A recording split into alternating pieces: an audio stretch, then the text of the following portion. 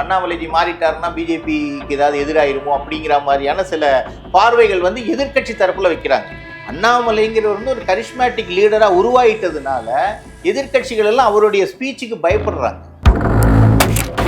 இப்பவும் அமித்ஷாஜியோடைய ஸ்டேட்மெண்ட் எடுத்து பார்த்தீங்கன்னா தமிழகத்துல என்டிஏ கூட்டணி அமையும் சொல்லியிருக்காங்க. அது யார் கூட சொல்லல, நம்ம தமிழக மக்களும் ஊடகங்களும் வந்து அது அதிமுக தான் சொல்லிட்டு நம்மளா முடிவு பண்ணி ஒரு டிபேட் பண்ணிட்டு இருக்கோம். டெல்லிக்கு சும்மா போயிட்டு வந்தாலும் இதுக்காக தான் போனாங்கிற மாதிரி ஆயிடுச்சு.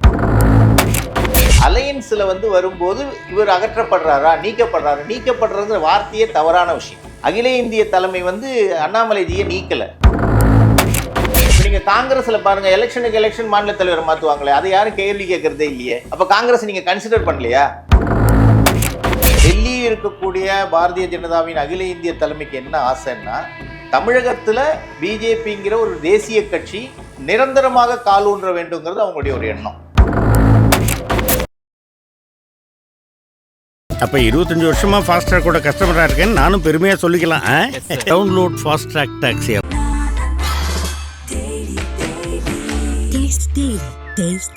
நாமக்கல்ல திருச்செங்கோடு மெயின் ரோட் எர்ணாபுரத்துல இருக்கிற ஸ்பைரோ பிரைம் பப்ளிக் ஸ்கூல்ல +2 போர்டு எக்ஸாம்ஸோட சேர்த்து நீட் அண்ட் ஜேஇ கோச்சிங்கும் கொடுத்துட்டு இருக்காங்க. கருப்பை புற்றுநோய் குறித்த சந்தேகங்களுக்கான தங்கம் ஹோப்பை இலவசமாய் அணுகுங்கள்.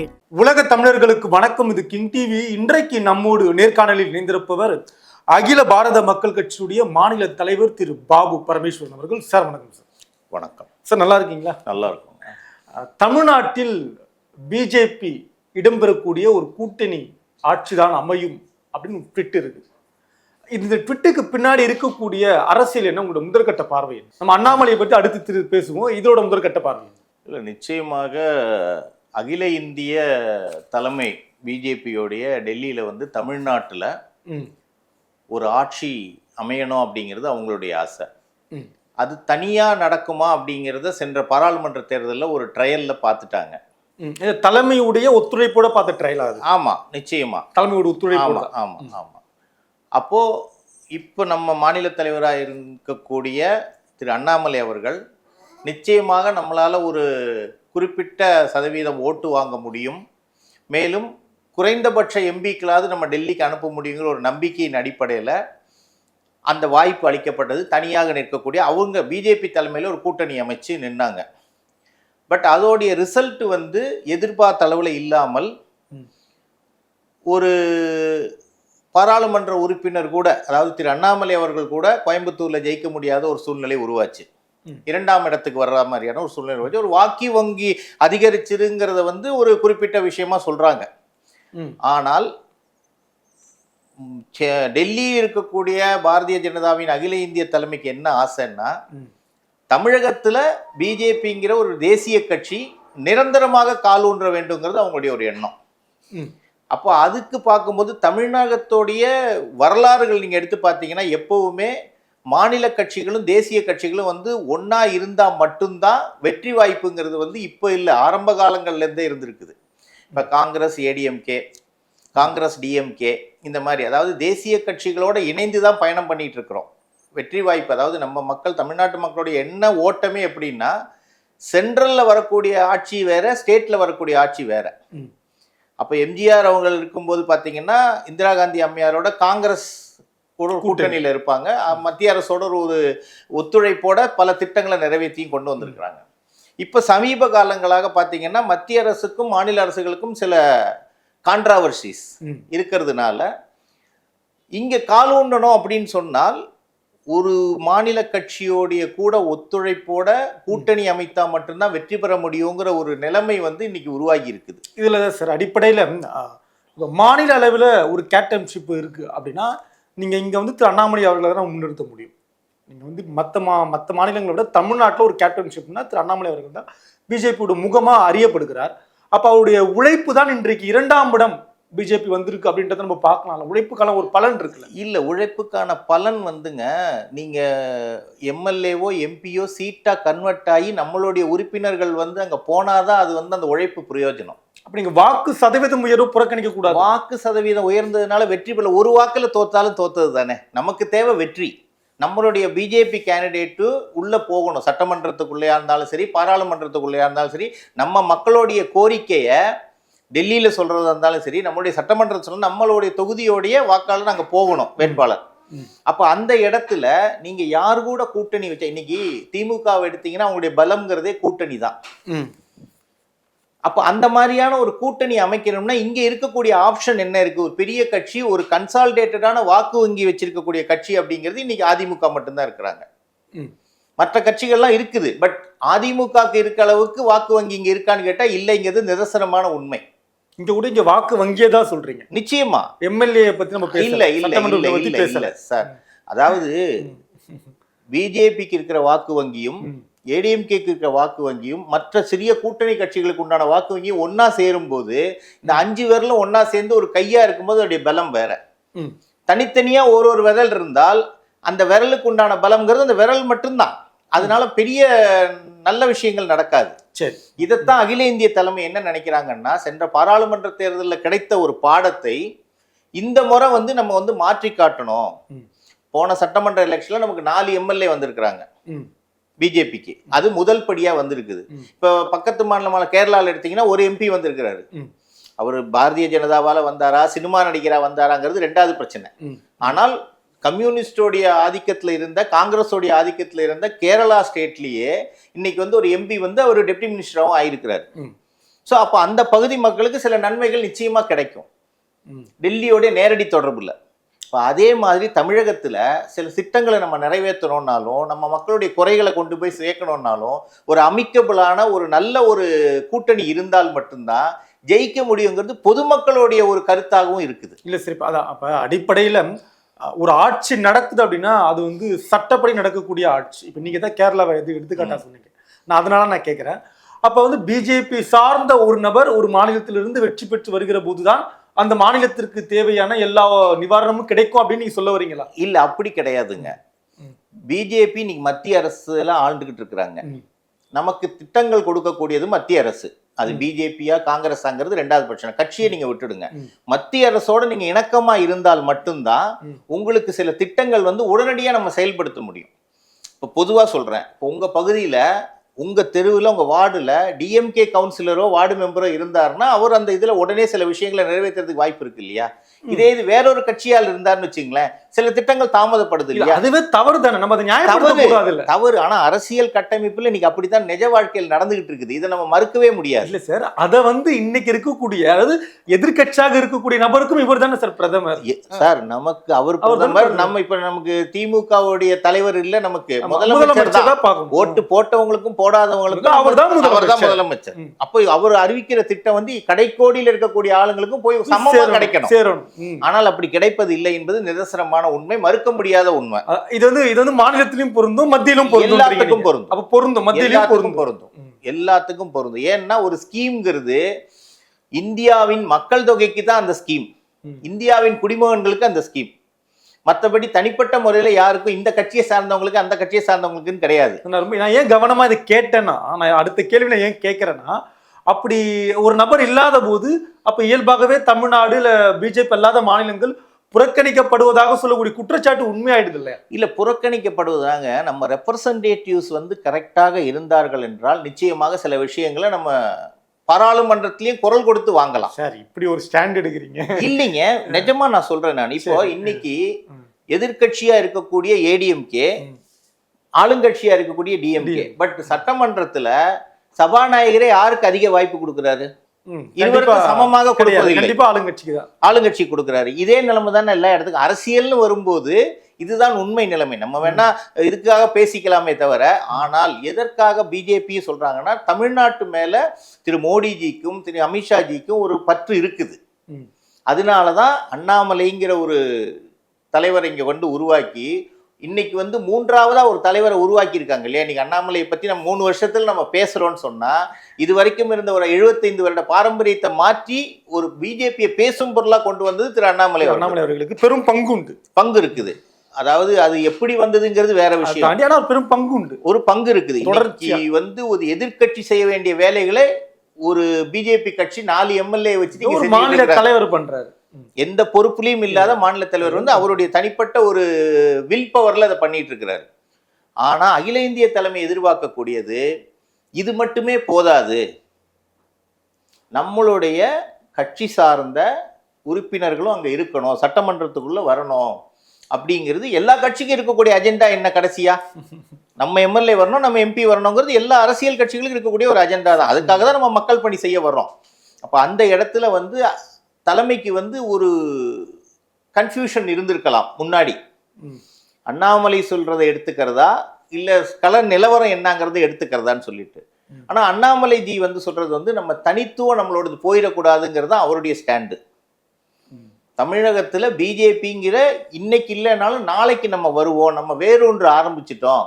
தமிழகத்தில் தாமரை மலரவே மலராதுன்னு சொன்னாங்க, இன்னைக்கு மலர்ந்துருச்சு. இன்னைக்கு தமிழகத்து மக்கள் இடையிலையும் ஊடகங்கள் இடையிலையும் அண்ணாமலை என்ன சொல்றாருன்னு கேட்கிற அளவுக்கு இன்னைக்கு ஒரு அந்த பக்கமான ஒரு திசை திருப்பி அண்ணாமலைக்கு தான் போகுது, வேற யாருக்கும் போகல. யாரும் பங்கும் போட முடியாது, பங்கும் கொடுக்கல. ரெண்டு விஷயம் இருக்குது. சரி. சோ அப்போ இருக்கும்போது இப்ப அண்ணாமலைஜி என்ன சொல்றாருன்னா, என்னால ஒரு அதாவது உறுப்பினர்கள் சட்டமன்றத்துக்கு போறதோ இல்ல வேட்பாளர்கள் போறதோ வந்து ஒரு பேசும் பொருளா ஆகப்பட்டது. அதனால அண்ணாமலைஜி மாறிட்டாருன்னா பிஜேபிக்கு ஏதாவது எதிராயிருமோ அப்படிங்கிற மாதிரியான சில பார்வைகள் வந்து எதிர்கட்சி தரப்புல வைக்கிறாங்க. அவர் என்ன சொல்றாரு, எனக்கு தலைவர் பதவி முக்கியம் இல்லை, எப்படி இருந்தாலும் நான் வந்து தமிழ்நாட்டை விட்டு போக மாட்டேன், தமிழக மக்களுக்கு என்னுடைய பணி தொடரும், என்னுடைய தலைவர் மோடிஜி தான் அப்படிங்கிற ஸ்டாண்ட்ல அவர் நிக்கிறாரு. ஆனால் மற்றவர்கள் வந்து சொல்லக்கூடியது பேசும் பொருளா இருக்கக்கூடியது ஒரு முற்றுப்புள்ளி வைக்கணும்னு தான். நான் தலைவர் பதவியிலேயே நான் நிக்கல, அந்த போட்டியிலேயே கியூலயே நான் இல்லைங்கிறத அவர் சொல்லிட்டாரு சென்ற பேட்டியில. அதுதான் இப்ப நீங்க ரொம்ப கவனமா நான் அதை கேட்கிறேன். அது போட்டியில அவர் இல்லைன்றாரு, போட்டி இருக்கு இல்லையா? நிச்சயமா இருக்கும். ஏன் போட்டி வந்ததுன்னு சொல்றேன். இப்ப அண்ணாமலைஜி வந்து இவ்வளவு தூரத்துக்கு இந்த தலைவர் பதவிக்கு ஒரு மரியாதையை சேர்த்து வச்சுட்டாரு, மரியாதையை சேர்த்து வச்சிட்டாரு. அப்போ மாநில தலைவரா வந்தால் இனிமேல் வந்து இந்த வேகமா ஓடும், இந்த வேகமா போகலாம். அந்த மாரத்தான்ல கை உதாரணத்துக்கு ஒரு பைக்கை நீங்க ஸ்டார்ட் பண்ணுவீங்க, நீங்க 10 அடி அடிச்சிருப்பீங்க, நான் வந்து 11வது அடிக்கும் போது இன்ஜின் சூடாகி உடனே ஸ்டார்ட் ஆகிடும். அப்போ அந்த 10 அடி அடிச்சவர் வந்து ஜெயிச்சவர் ஆக மாட்டாரு, 11வது அடிச்சவர் தான். இதே நிலைமைதான் இன்னைக்கு தமிழகத்துல உலாவிக்கிட்டு இருக்குது.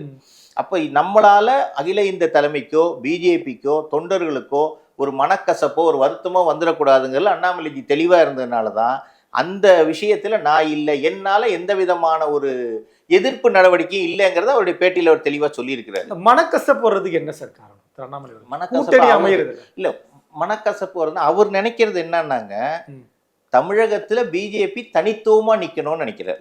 சரி, அது ஒரு நியாயமான விஷயம், அது நியாயமான கோரிக்கை தான். ஆனால் இன்றைய காலகட்டத்துல அகில இந்திய தலைமை என்ன நினைக்கிறாங்கன்னா, நம்ம முதல்ல உள்ள போயிடுவோம், அதற்கு என்ன வழிகள் செய்யணும் அப்படிங்கிறது அகில இந்திய தலைமை யோசிக்கிறத நாங்கள்லாம் பார்க்குறோம். அமித்ஷாஜி சொல்றது என்னன்னா, இப்பவும் அமித்ஷாஜியோடைய ஸ்டேட்மெண்ட் எடுத்து பார்த்தீங்கன்னா தமிழகத்துல என்டிஏ கூட்டணி அமையும் சொல்லியிருக்காங்க. அது யார் கூட சொல்லல, என்டிஏ கூட்டணியில நிச்சயமாக அமையும் சொல்லியிருக்காங்க. அப்ப கூட்டணிக்கு தயாரா இருக்காங்கன்னு அர்த்தம். பட் நம்ம தமிழக மக்களும் ஊடகங்களும் வந்து அது அதிமுக தான் சொல்லிட்டு நம்மளா முடிவு பண்ணி ஒரு டிபேட் பண்ணிட்டு இருக்கிறோம். சார் அதுதானே சார் இயல்பா இருக்கும், ஒரு பிராந்திய கட்சி தானே. அதான் சொன்னேன், ஓட்டு வங்கி யார்கிட்ட அதிகமா இருக்கு, டிஎம்கேவுக்கு அடுத்து ஓட்டு வங்கி அதிகமா இருக்கக்கூடிய ஏடிஎம்கே தான் வந்து அடுத்து பேசும் பொருளா வருது.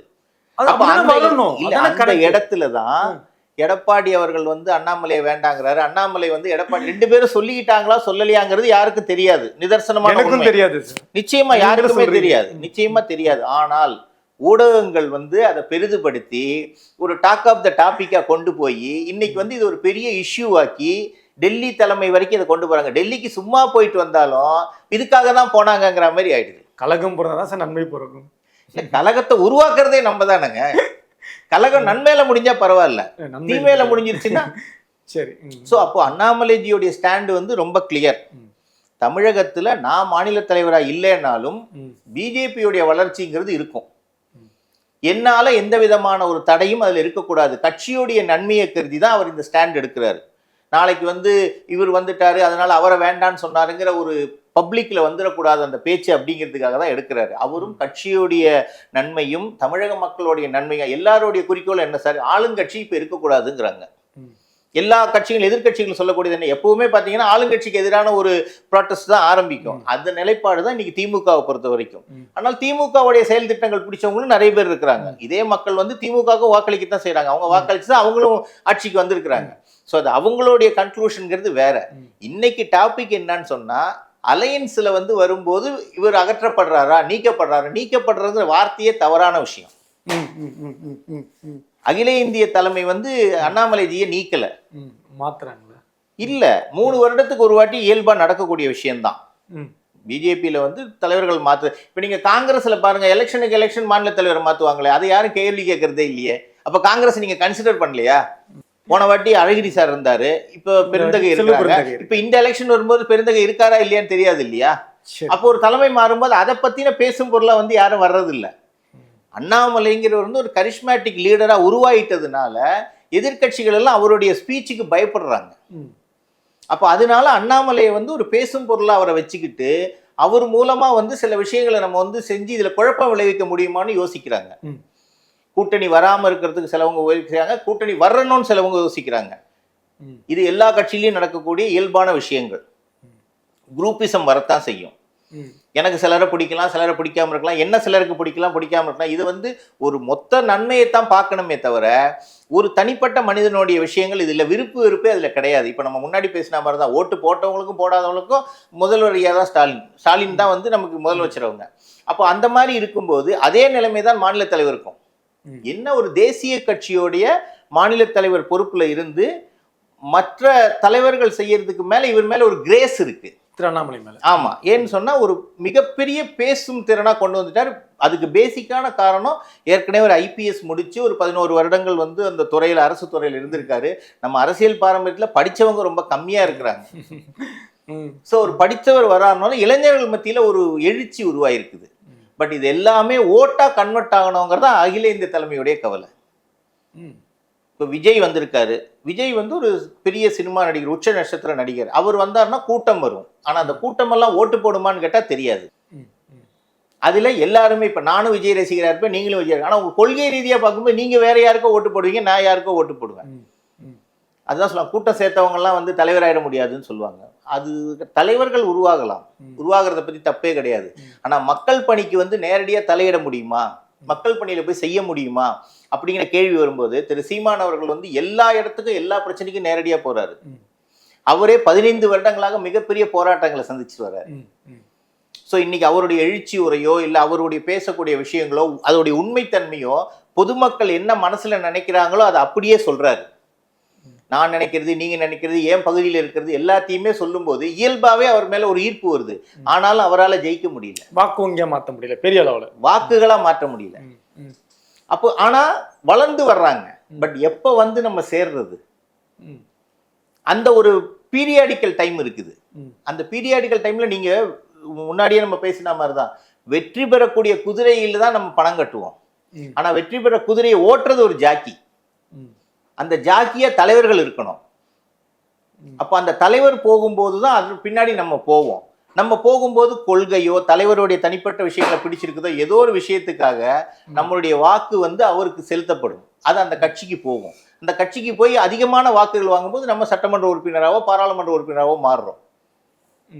ஸோ இப்போ அந்த மாதிரியான ஒரு நிலைமை வரணுங்கிறதுக்காகத்தான் அண்ணாமலைஜி வந்து நான் இது வரைக்கும் சேர்த்த கூட்டம் எதுவும் கலைஞ்சு போயிடக்கூடாதுங்கிற ஒரு மிகப்பெரிய தன்மையில தான் வந்து இன்னைக்கு வந்த இந்த பேச்சுக்கு ஒரு முற்றுப்புள்ளி வைக்கிறார். மாநில தலைவருங்கிற விஷயத்த ஒரு பெரிய விஷயமா பேசி அதனால குழப்பங்கள் விளைவிக்க கூடாது, எதிர்கட்சிகள் அது சார்ந்த ஊடகங்கள் அது மாதிரி பண்ணக்கூடாதுங்கிற ஒரு முக்கியமான குறிக்கோள்ல தான் அவர் வந்து இந்த போட்டியில தலைமை என்ன சொல்லுதோ அதை நான் கேட்பேன், தமிழக மக்களுக்கு எது நன்மையோ அதை நான் செய்வேன், தமிழக மக்களுடைய கோரிக்கை வந்து ஆளும் கட்சியை வந்து நீக்கணுங்கிறது தான், அதற்காக கூட்டணிக்காக வந்தாலும் நான் அதை பத்தி ஒன்றும் சொல்லல அப்படிங்கிற சொல்ல தன்னுடைய கருத்து சொல்றதே வந்து இல்லை நான் அதுக்கப்புறம் சொல்றேன்னு சொல்லி வச்சிருக்காரு. ஸோ இது அவருடைய ஸ்டாண்டு. இது வந்து எல்லாருக்குமே நன்மை பயக்கூடிய விஷயம்தான். நீங்க அகில இந்திய தலைமை சொல்றதும் சரிதான், அண்ணாமலைஜி சொல்றதும் சரிதான். வேற யார் மாநில தலைவராக வந்தாலும் அண்ணாமலைஜி இங்க இருக்கிற வரைக்கும் நிச்சயமாக அவருடைய பங்களிப்பு இதுல இருக்கும் அப்படிங்கறத நாங்கெல்லாம் நம்புறோம். உங்கள் எண்ணம் நினைவேற வாழ்த்துக்கள். நன்றி. அப்ப 25 வருஷமா ஃபாஸ்ட் ட்ராக் கூட கஸ்டமரா இருக்கேன்னு நானும் பெருமையா சொல்லிக்கலாம். Download fast track taxi.